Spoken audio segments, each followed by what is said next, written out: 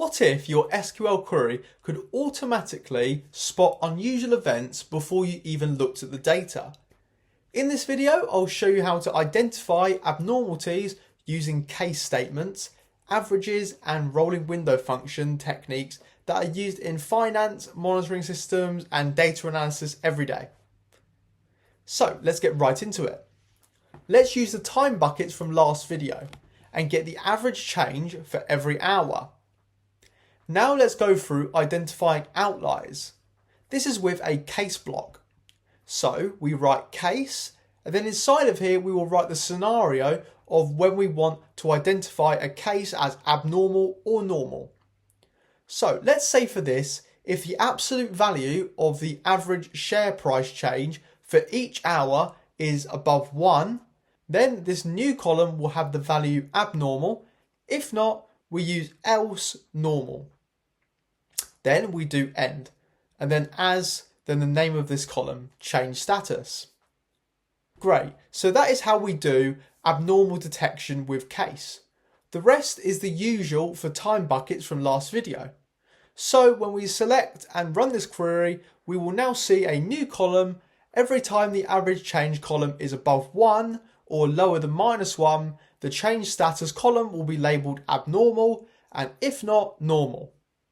Great, so now that we have this column to identify the abnormalities given the case we gave, let's look at another case.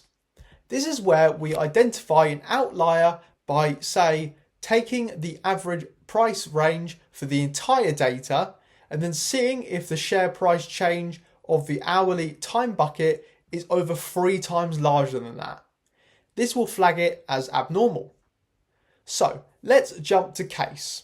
Then we go when the absolute of the average share price change is greater than 3 times the average throughout the whole data set. So we do 3 times abs, and then we get the AVG for the whole data set by doing the aggregate function, select average share price change, and then the table share prices. Then, just like before, we put in the abnormal else normal.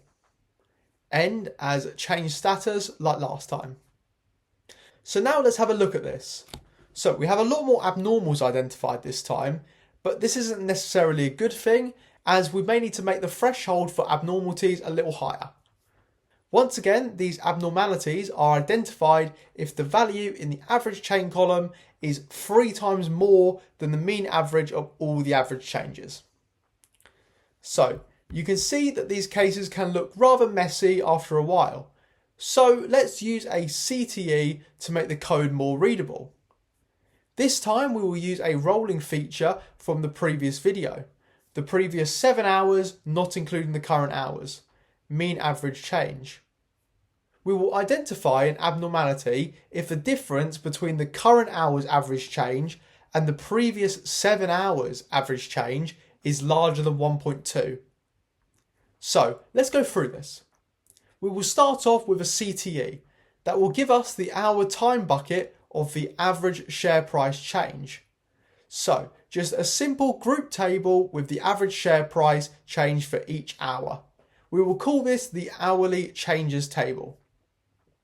Now, to use this table, we take the columns, hourly bucket, average change, and then the new aggregate function column.